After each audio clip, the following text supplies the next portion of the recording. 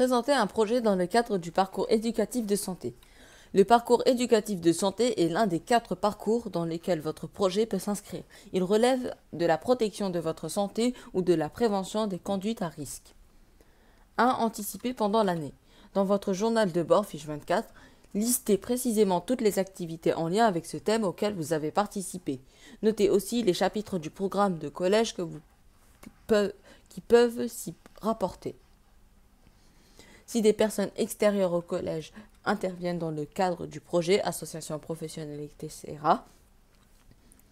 montrez-vous attentif ou attentive et curieux, curieuse. Posez des questions afin de collecter un maximum d'informations. Si vous avez participé à une formation au premier secours dans votre établissement, vous devrez pouvoir expliquer son déroulement, mais aussi présenter les différentes façons de se former. Faire un bilan du projet.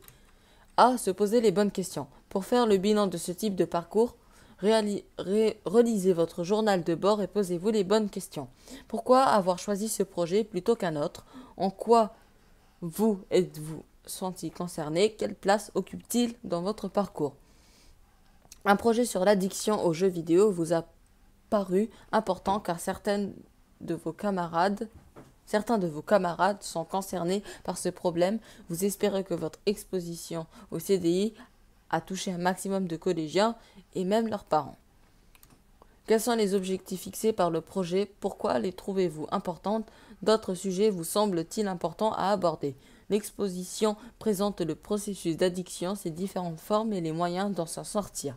Le débat doit permettre de libérer la parole et de faire prendre conscience aux jeunes des dangers que peuvent créer les écrans. Quelle démarche avez-vous effectuée selon quel planning? Exposez les différentes étapes de la réalisation de l'exposition, recherche d'informations, organisation de l'exposition, préparation des panneaux.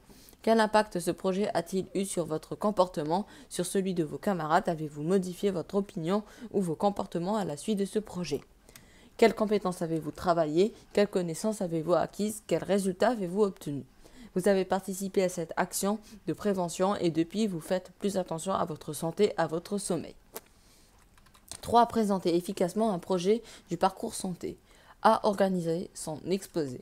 Pour présenter efficacement un projet de ce type, vous devez faire part de l'intérêt que vous portez au sujet, montrer le lien entre le projet et votre parcours, retracer les étapes du projet, expliquer les difficultés rencontrées et les solutions retrouvées, faire le bilan de l'expérience et de ce que vous avez appris. Vous pouvez par exemple structurer votre développement en 3 parties. 1. Présentation du projet, présentation des objectifs, réflexion sur l'utilité sociale sanitaire. Place du projet dans votre parcours. 2. Déroulement du projet. 3. Bilan du projet, objectifs atteints, difficultés rencontrées, améliorations possibles et bilan personnel. Conseil, montrez que vous avez pris conscience des dangers liés à votre santé est essentiel. Anticiper l'entretien. Durant l'entretien, le jury va chercher à comprendre votre rôle exact dans le projet, mais aussi ce que vous en avez retenu. Il vous interrogera sur votre parcours santé.